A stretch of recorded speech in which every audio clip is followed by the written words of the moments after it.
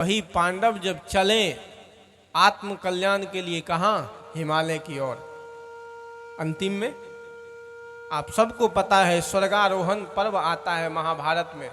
कभी आप पढ़ेंगे महाभारत तो उसमें एक स्वर्गारोहण पर्व आता है। इसमें सब पांचों पांडव, द्रौपदी सब चले आत्म कल्याण के लिए हिमालय की तरफ। और जैसे ही हिमालय की तरफ चला तो सबसे पहले पैर किसका नीचे फिसला? पहले बर्फ में फिसला कौन? द्रौपदी। सबसे पहले द्रौपदी का ही पैर फिसला। जैसे ही अर्जुन हाथ दिया तो युधिष्ठिर ने कहा कि बस हो गया। यहां कोई किसी का सहयोगी नहीं होता है, यहां हर व्यक्ति अकेला चलता है। यहां कोई भी व्यक्ति किसी का साथी नहीं हो सकता है, कोई किसी का साथी नहीं होता है। यहां हर व्यक्ति अकेला चलता है। इस मार्ग पर चल रहे हो तो अकेला चलना। पांचों पांडव उसी हिमालय में गल करके मर गए, कोई किसी का साथी नहीं हुआ। हमारे सामने बहुत सारे उदाहरण आते हैं, लेकिन हम लोग देख नहीं पाते, विचार नहीं कर पाते, चिंतन नहीं कर पाते। या यूं कहें कि हम लोग इतने अंधे हो गए हैं, माया में इतने भुला गए हैं कि हमारी दृष्टि उतनी दूर तक देख नहीं पाती है। परसों तक जो इतने कार्य में संलग्न थे कि इतना बड़ा आयोजन है, इस आयोजन को सफल बनाएंगे, एक क्षण नहीं लगा वो व्यक्ति इस दुनिया से चले गए। एक क्षण का भी समय नहीं दिया प्रकृति ने उसको कि 3 दिन कह देते कि 3 दिन रुक जाओ, 3 दिन के बाद हम चले जाएंगे। यही प्रकृति का नियम है। उसके सामने हर व्यक्ति बौना पड़ जाता है। प्रकृति के सामने किसी की भी नहीं चलती है। वहां जब समय आ गया, जाना है तो जाना है। कोई भी व्यक्ति कितना भी कोशिश कर ले, कितना भी प्रयत्न कर ले, वहां कोई रास्ता बचने का नहीं है। जीवन का यही यथार्थ सत्य है। इस यथार्थ सत्य को हम भूल जाते हैं और माया में भूला जाते हैं। माया मोह मोहित किन्ना, ताते ज्ञान रतन हरि लेन्हा। माया में आदमी इस कदर फंस जाता है कि आदमी का ज्ञान चला जाता है, विचार चला जाता है। क्योंकि संसार में जो भी व्यक्ति आया है, एक न एक दिन सबको इस दुनिया से जाना पड़ेगा। प्रकृति का अकाट नियम है। सदगुरु कबीर ने भी कहा कि आया है सो जाएगा, राजा रंग फकीर, एक सिंहासन चढ़ी चले, एक बंधे जात जंजीर। इधर आवाज दीजिए ना, थोड़ा आवाज फ्रेश करिए। एक सिंहासन चढ़ी चले, एक बंधे जात जंजीर। इस संसार में जो भी व्यक्ति आया है उसमें सबको एक न एक दिन जाना है। रहने के लिए कोई भी व्यक्ति नहीं आया। इस बात को आप लोगों ने सुना। गीता में भी भगवान कृष्ण ने कहा कि जातस्य ध्रुवो मृत्यु ध्रुवम जन्म मृतश्च। जो व्यक्ति जन्म लिया है उस व्यक्ति की मृत्यु निश्चित है। वो व्यक्ति जाएगा। आया है सो सब चला जाएगा, लेकिन जीवन की यथार्थ सत्य को समझे बिना दुनिया से जाना सबसे बड़ी मूर्खता है। हम जीवन भर फिजूल कामों में अपने समय को बर्बाद कर देते हैं। यही प्रकृति का सबसे बड़ा, हमारे जीवन का सबसे बड़ा धन क्या है? हम बैंक में कितना धन इकट्ठा किए वो हमारे जीवन का धन नहीं है। हमने कितना बड़ा मकान बनाया वो भी हमारा धन नहीं है। हमने कितने वैभव जोड़े वो भी हमारे धन नहीं है। हमने कितने बंधु बांधव बनाया वो भी हमारा धन नहीं है। क्योंकि बैंक का बैलेंस खत्म हो जाएगा, बंधु बांधव खत्म हो जाएंगे, मकान जो बनाया वो भी यहीं पड़ा रह जाएगा। जो कुछ भी आप बाहर से जोड़ते हैं वो सब यहीं पड़ा रह जाएगा। आपके जीवन का धन 2 ही है। क्या? एक समय और एक श्वास। ये आप किसी भी पैसा से खरीद नहीं सकते। ना समय खरीद सकते हैं, ना श्वास खरीद सकते हैं। खरीदा जा सकता है क्या? कोई भी व्यक्ति, एक भी व्यक्ति अगर श्वास खरीदा जाता तो 3 दिन का श्वास बेचन बाबू भी खरीद लेते, कि 3 दिन तक का श्वास खरीद लेते हैं, 3 दिन का टाइम खरीद लेते हैं, उसके बाद मरना तो है, चले जाएंगे। लेकिन 3 दिन का श्वास खरीद लेते हैं, 3 दिन का समय खरीद लेते हैं, लेकिन ऐसा हुआ क्या? यही 2 आपके पास आपकी पूंजी है और ये सीमित है।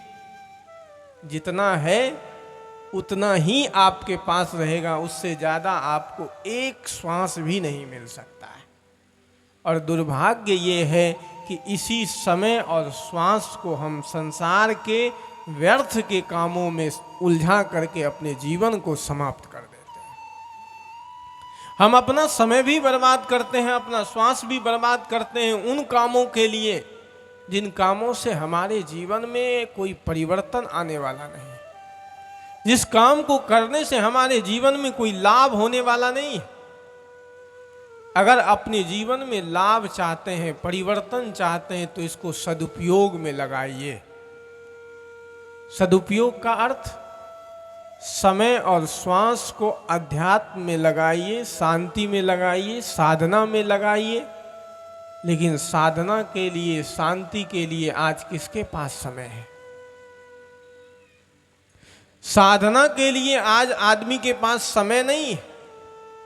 अपने कल्याण के लिए आदमी के पास समय नहीं है। जिससे पूछो, किसी आदमी से पूछो कि कल्याण चाहते हो क्या, कहेगा कि बाबा क्या फिजूल की बात करते हो, अभी तो बहुत काम बाकी है, अभी तो परिवार, बच्चे, बाल बच्चे हैं, सबको पढ़ाना लिखाना है, उसकी शादी विवाह करनी है, दुनिया का अभी बहुत काम बाकी है।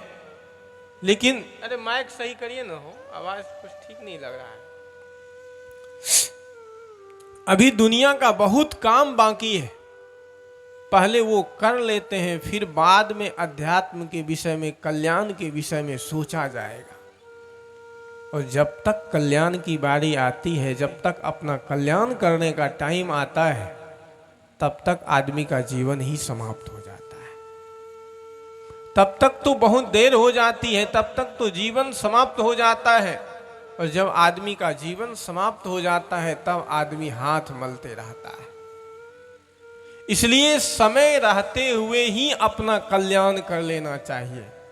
आप लोग सुने हैं, कई जगह कहा गया है कि शुभस्य शीघ्रम, जो अच्छा काम है उसको जल्दी करना चाहिए, नहीं तो आपकी गाड़ी पीछे रह जाएगी। आप वहां तक पहुंचेंगे, जब तक चक्कर काटते काटते आप वहां तक पहुंचेंगे, तब तक जीवन समाप्त हो जाता है।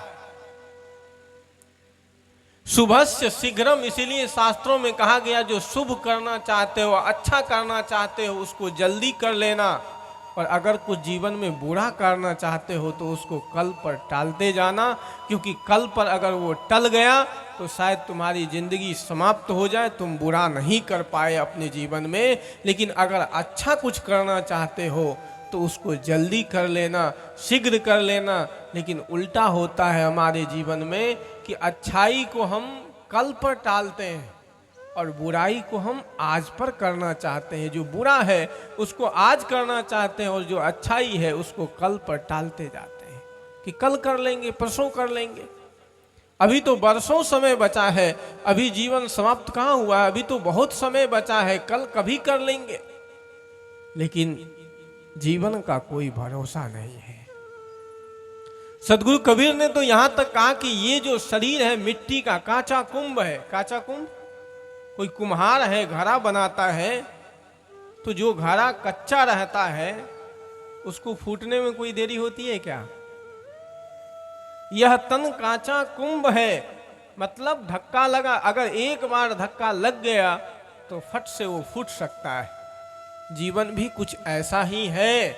जैसे कोई व्यक्ति रात में ओस गिरने के बाद सुबह देखता है तो पानी ही पानी दिखाई देता है, ओस के कण दिखाई देते हैं। लेकिन धूप उगने के बाद ओस के कण दिखाई देते हैं क्या? एक क्षण में ओस कहाँ चला गया कोई भी व्यक्ति सोच नहीं सकता है, विचार नहीं सकता है। ठीक उसी प्रकार ये जीवन है एक क्षण में कब मौत आ जाएगी, कब जीवन समाप्त हो जाएगा, इसका कोई ठिकाना नहीं। ये शरीर काचा कुंभ है, इसलिए शुभस्य शीघ्रम, जो अच्छा करना चाहते हो जीवन में उसको आज कर लेना, जो बुरे करना चाहते हो उसको कल पर टाल देना। एक प्रसंग मैं आप लोगों को सुनाऊं, शायद बहुत बार आप सुने भी होंगे। एक पंडित जी था, बिना पूजा पाठ किए, हवन किए, वो भोजन नहीं करता था। बारिश का मौसम, तो कहीं चंदन की लकड़ी उनको मिली नहीं। युधिष्ठिर के पास गया चंदन की लकड़ी लाने के लिए, कहा कि कुछ चंदन का लकड़ी दे दीजिए, हवन करना है। युधिष्ठिर ने कहा कि कल आना, आज तो लकड़ी नहीं है, बारिश हुई है, कल आकर के ले जाना। कल पर टाल दिया। वो बेचारा निराश होकर के चले गए। वहीं भगवान कृष्ण भी थे, वो भी हंस रहे थे मुस्कुरा करके। वो फिर पंडित जी गया कर्ण के पास, कहा कि चंदन की लकड़ी चाहिए, हवन करना है। तो कर्ण ने क्या किया, अपने कोषागार को बुलाया, कहा कि कोष में देखो कि चंदन की लकड़ी है क्या। कोषागार ने कहा कि कोष में चंदन की लकड़ी नहीं है, बिल्कुल रिक्त है, कहीं नहीं। तो जिस पलंग पर वो सो रहे थे वो पलंग चंदन का था। उसने क्या किया, उस पंडित जी को पलंग ही काट करके दे दिया, कहा ले जाओ, इसी को हवन कर लेना।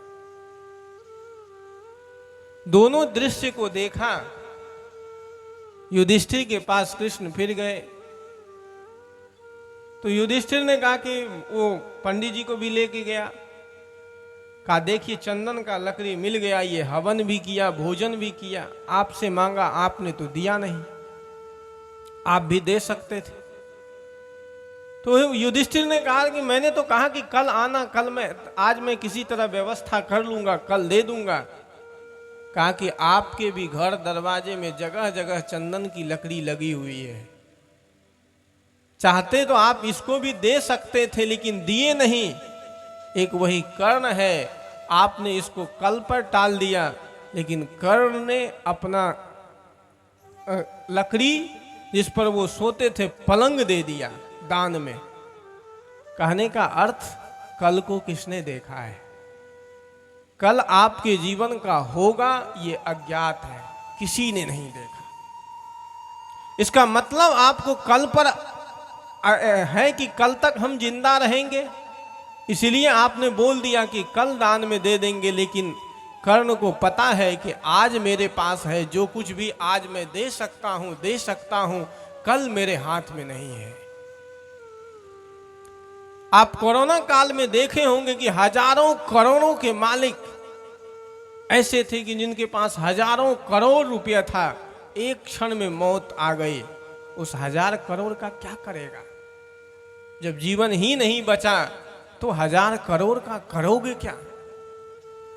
माता जी जाइए, 1000 करोड़ का क्या करोगे, लाखों का क्या करोगे? जब तक जीवन ही नहीं तो अर्थ का क्या प्रयोजन? आपके जीवन के बिना कुछ नहीं। आज आपके हाथ में है, आज आप जो करना चाहोगे वो कर सकते हो, कल आपके हाथ में नहीं है।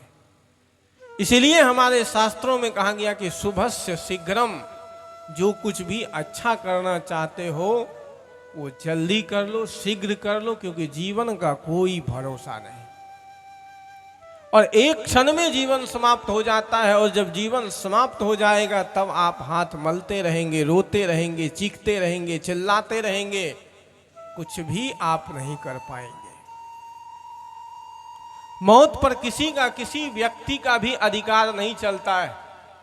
इसलिए जीवन रहते ही अपना कल्याण, सदगुरु कबीर ने तो साफ शब्दों में कहा कि बंदे कर ले आप निवेरा, आप जियत लखों जियत ठौर करो, मुए कहाँ घर तेरा, यह अवसर नहीं चेतहूं प्राणी, अंत कठिन काल का घेरा।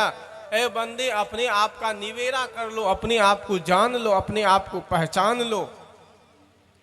यह अवसर नहीं चेतहूं प्राणी, अंत कठिन काल का घेरा। ए बंदे, इस समय अगर तुम नहीं चेते तो अंत में कठिन काल का घेरा है, और जब काल का घेरा आएगा सामने तब कोई भी व्यक्ति आपको बचा नहीं सकता है। मृत्यु से कोई व्यक्ति बच पाया है क्या? मौत से कोई व्यक्ति बच पाया है क्या? जब मौत से आप बच नहीं पाएंगे तो आप अपने जीवन के, अपने कल्याण के लिए, अपने उद्धार के लिए मार्ग क्यों नहीं प्रशस्त करते?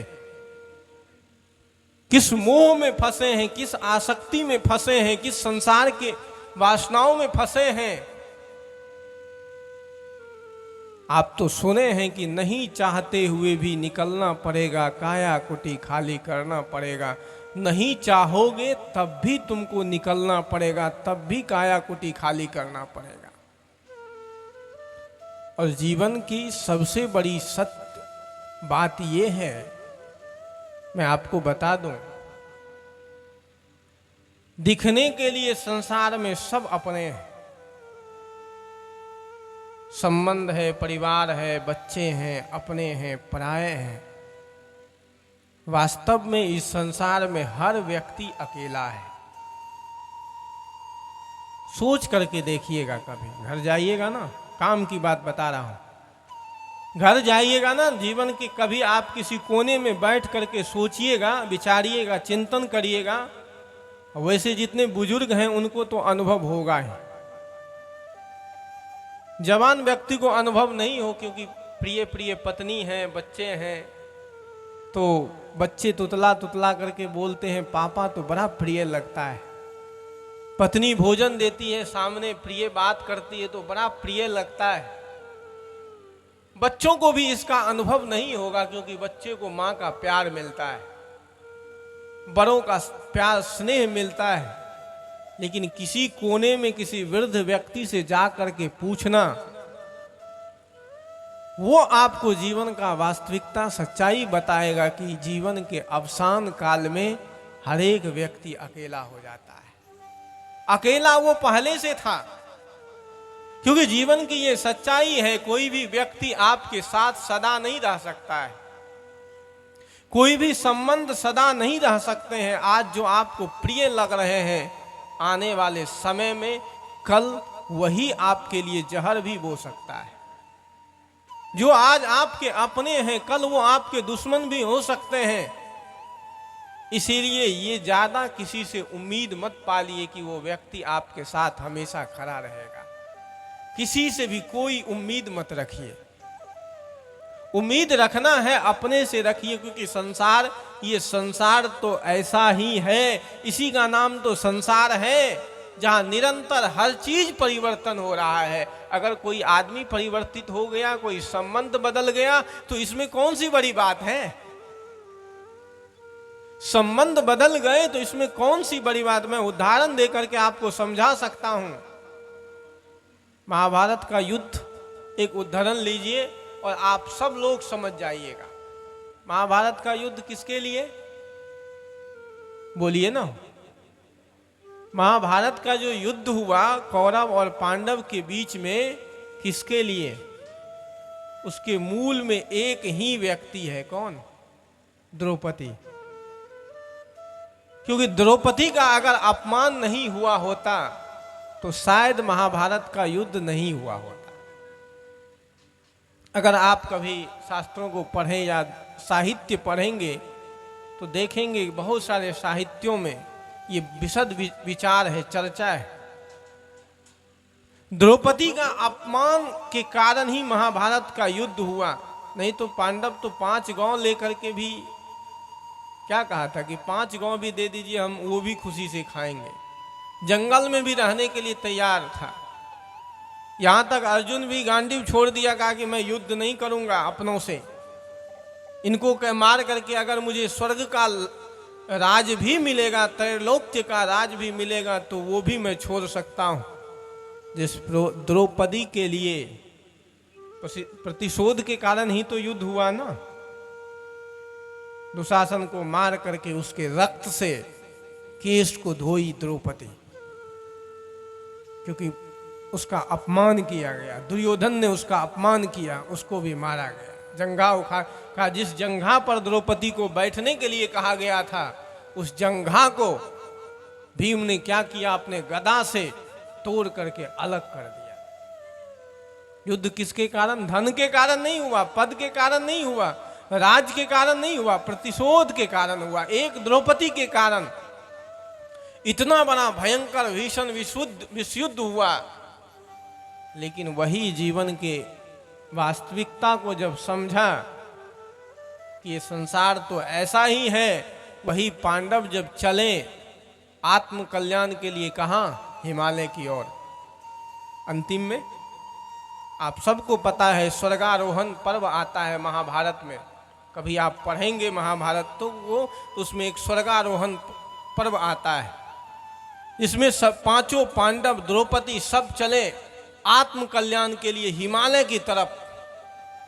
और जैसे ही हिमालय की तरफ चला तो सबसे पहले पैर किसका नीचे फिसला? हो पहाड़ पर कभी जाएंगे आप, बद्रीनाथ, केदारनाथ और ऊपर जाएंगे तो एक ऐसा अभी पहाड़ पर पत्थर धीरे धीरे अब आ गया है समय, वहाँ पर बिल्कुल बर्फ गिर जाता है। इतनी ठंडी होती है कि 10-10 कम्बल ओढ़ करके भी आप वहाँ नहीं रह पा सकते, इतनी ठंडी होती है, भीषण ठंडी। मैं गया हूँ केदारनाथ, रात को जब सोया तो नीचे 10 कम्बल, ऊपर से 10 कम्बल, तब भी लग रहा था कि ठंडी लग रही, जान बचेगा कि नहीं बचेगा पता नहीं, इतनी ठंडी होती है। अब जब गए वहां पर तो सबसे पहले बर्फ में फिसला कौन? द्रौपदी। सबसे पहले द्रौपदी का ही पैर फिसला। जैसे ही अर्जुन हाथ दिया तो युधिष्ठिर ने कहा कि बस हो गया। यहां कोई किसी का सहयोगी नहीं होता है, यहां हर व्यक्ति अकेला चलता है, यहां कोई भी व्यक्ति किसी का साथी नहीं हो सकता है, कोई किसी का साथी नहीं होता है, यहां हर व्यक्ति अकेला चलता है। इस मार्ग पर चल रहे हो तो अकेला चलना। पांचों पांडव उसी हिमालय में गल करके मर गए, कोई किसी का साथी नहीं हुआ। इसलिए जीवन का यथार्थ सत्य यही है कि एक न एक दिन आपको अकेला होना ही पड़ेगा। और आदमी दुर्भाग्य ये है कि अकेला होना नहीं चाहता, इसको स्वीकार नहीं करना चाहता है। इस बात को कोई भी व्यक्ति स्वीकार नहीं करना चाहता है कि हम अकेले आए हैं, इस दुनिया से अकेले चले जाएंगे। इस बात को कोई भी व्यक्ति स्वीकार करना नहीं चाहता है। हर आदमी कहता है कि इतने लोग तो हमारे हैं, परिजन हैं, भाई है, बंधु है, बांधव है। अरे भाई, कोई किसी का नहीं है।